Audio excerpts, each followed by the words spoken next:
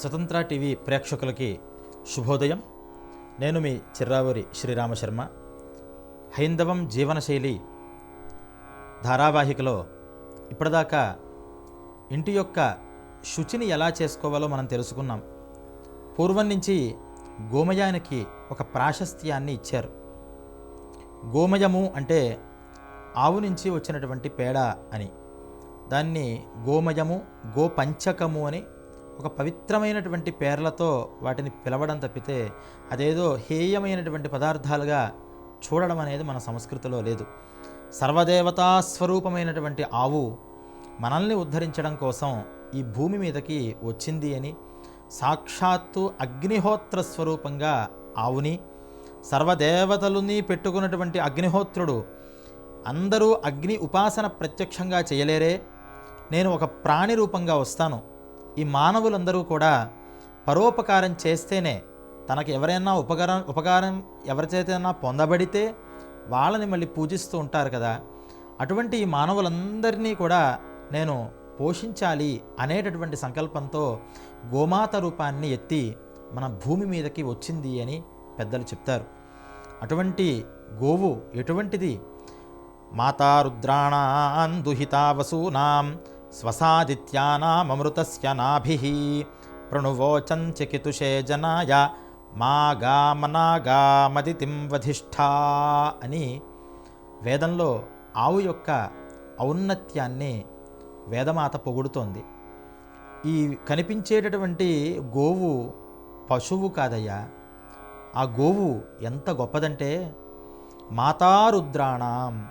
మనకి హిందూ సంస్కృతిలో ఎంతమంది దేవుళ్ళయ్యా మీకు అంటే 33 కోట్ల మంది దేవతలండి. ఏం చెప్తాం? ఈ 33 కోట్ల మంది దేవతలు ఈ ఆవులోనే ఉన్నారు. రుద్రదేవతలకి ఇది మాత, వసుదేవతలకి దుహిత అంటే కూతురు, స్వసాదిత్యానాం ఆదిత్యులకి ఇది చెల్లెలు. అటువంటి గొప్ప ఔన్నత్యము, సర్వదేవతా సమిష్టి స్వరూపము కలిగినటువంటి ఈ ఆవు ఏదైతే ఉందో, ఇటువంటి ఆవుని మేము పూజిస్తున్నాం. ఇటువంటి ఆవుని మేము హింసించము. ఇది ఒక పశువు కాదు. అనేక పక్ష్యాది జంతువులు మనతో పాటు బ్రహ్మగారు సృష్టించిన ఆవుని పశువుగా చూసేటటువంటి సంస్కృతి ఈ సనాతన ధర్మ సంస్కృతి కాదు. ఆవుని దేవతాస్వరూపంగా చూస్తాం. ఎందుకు అంటే కృతజ్ఞత.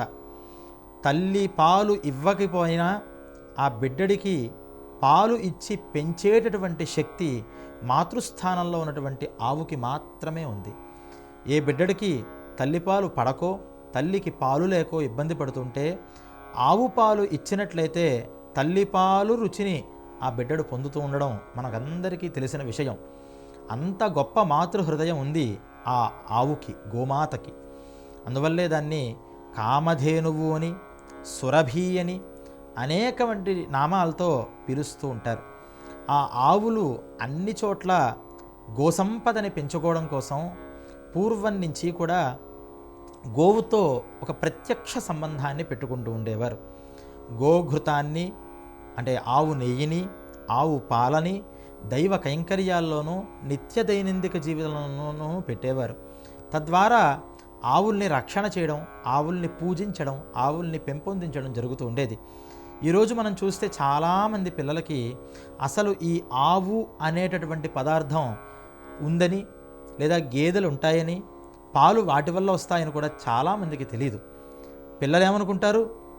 ఈ పాలు అనేవి ప్యాకెట్ నుంచి వస్తాయి, ప్యాకెట్ ఏదో ఫ్యాక్టరీ నుంచి వస్తుంది అని అనుకుంటున్నారు తప్పితే ప్రకృతి సిద్ధంగా అసలు పాలు ఉత్పత్తి ఎలా జరుగుతుంది అనేటటువంటి విషయం కూడా వాళ్ళకి మనం తెలియచెప్పలేనటువంటి దుస్థితిలో ఉన్నాం. ఇది ఎంత శోచనీయాంశం. ఒక పశువుగా ప్రతి వస్తువుని చూడడం, పూజ్యభావన లేకపోవడం, మనం ఉపకారం పొందుతున్న దాని మీద కూడా కృతజ్ఞత లేకపోవడం అనేటువంటిది ఏదైతే ఉందో అది మనిషి జన్మకే చాలా సిగ్గుచేటైనటువంటి విషయం. దీన్ని మనం గుర్తించి పిల్లలకి కూడా ఆ గోసేవని చేయించేటటువంటి భాగ్యాన్ని అప్పుడప్పుడు కల్పిస్తూ ఉండాలి.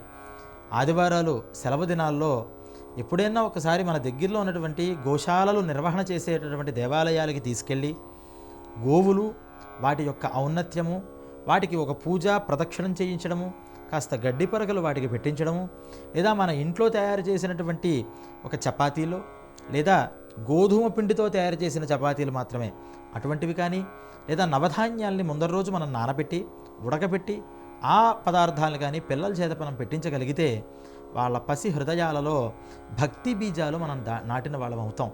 ఆవుని చూడడంతోనే ఇది ఒక పూజ్యమైనటువంటి వస్తువు, ఇది పూజ్యమైనటువంటి దైవము, ఈ దైవం వల్లే నాకు జీవనం లభిస్తోంది అని వాళ్ళు గ్రహించడానికి గాను అవకాశం ఉన్నట్టు మన పెద్దవాళ్ళు నిత్యము కూడా గోపూజ చేయమని చెప్పారు.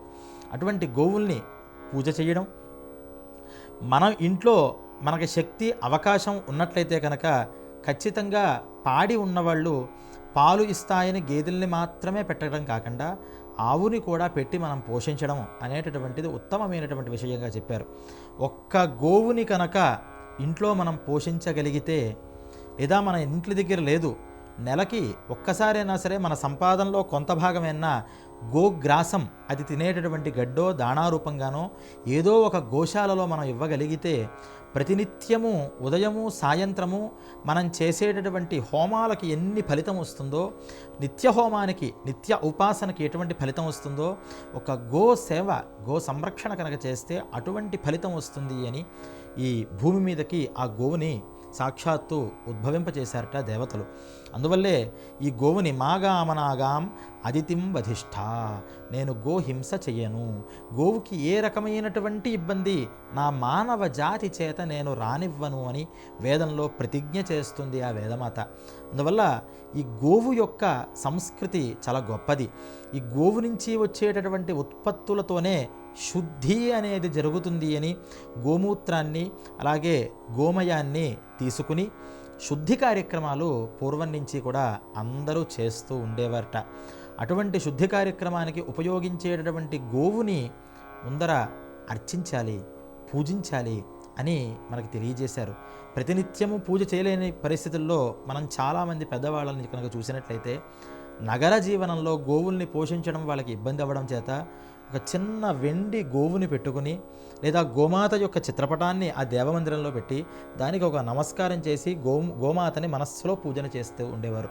వారానికి ఒకరోజు వాళ్ళకి కుదిరినప్పుడు ఆ గోశాలల్ని సందర్శించి అక్కడ కాసేపు కనుక ఉండగలిగితే ఉంటే ఆ గోవు నుంచి వచ్చేటటువంటి ఆ పరిమళాన్ని కనుక మనం పీల్చగలిగితే, ఆ గోవుని ఒక్కసారి నిమరగలిగితే మన శరీరంలో ఉండేటటువంటి అనేక రోగాల్ని రుగ్మతల్ని ఆ గోమాత యొక్క సాన్నిధ్యం పోగొడుతుంది అనేటటువంటిది పరిశోధనలో కూడా తేలినటువంటి అంశం.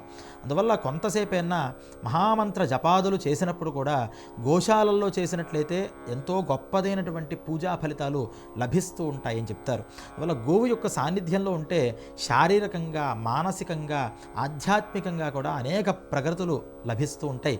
కాబట్టి గోమాతని పూజించడం, గోవు యొక్క ఉత్పత్తుల్ని మన ఇంట్లో శుద్ధి చేయడానికి గాను లేదా మనం సేవించడానికి గాను పూజాది కైంకర్యాల్లో మనం వాడడం అనేది ఖచ్చితంగా పెట్టుకోగలిగితే, ఈ రోజుల్లో ఆవు పాలు కావాలి అని అందరూ అడిగితే ఖచ్చితంగా పాల వ్యాపారం చేసేవాళ్ళు కూడా ఆవుల్ని పెంచే అవకాశం ఉంటుంది.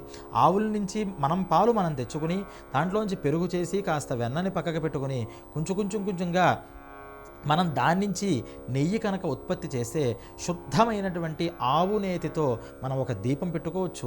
ఎక్కడైనా హోమం చేస్తే మనం తయారు చేసినటువంటి మన చేతులతో మనం చూసినటువంటి ఆ శుద్ధమైనటువంటి గోఘృతంతో 2 ఆహుతులేసి వేసిన గంగి గోవు పాలు గరిటెడైనను చాలు. ఏదో టన్నులు మనం అక్కడ నెయ్యి వాడలేకపోతున్నామనే బాధక్కర్లేదు. మన చేత మన సాన్నిధ్యంలో భక్తితో శ్రద్ధతో తయారు చేసేటటువంటి కొంచెమైన నెయ్యి గొప్పదైనటువంటి సంతృప్తిని ఆ భగవంతుడికి ఇస్తుంది. కాబట్టి గోమాత పూజ అనేది ప్రతినిత్యం ప్రత్యక్ష పరోక్షాలలో స్మరణపూర్వకంగా అయినా చేయాలి అని మన జీవన శైలిలో మన సనాతన ధర్మ అనుయాయులందరూ కూడా దాన్ని సుప్రతిష్ఠితం చేశారు. అందువల్ల గోమాత ఔన్నత్యాన్ని తెలుసుకుని ప్రతి ఒక్కళ్ళు కూడా గోభక్తులుగా గో సేవకులుగా మారాలి అని తరువాయి స్వతంత్ర భక్తి యూట్యూబ్ ఛానల్ ని సపోర్ట్ చేయండి. మీకు ఈ వీడియో నచ్చితే లైక్ చేయండి, మీ స్నేహితులకు శ్రేయాభిలాషులకు షేర్ చేయండి, మీ అభిప్రాయాలను కామెంట్ చేయండి. సబ్స్క్రైబ్ చేయడం మాత్రం మర్చిపోకండి. మరిన్ని వీడియోల కోసం బెల్ సింబల్ ని ప్రెస్ చేయండి. స్వతంత్ర భక్తి ఛానల్ ప్రేక్షకులకు ధన్యవాదాలు. స్వతంత్ర భక్తి YouTube channel, please like, share and subscribe.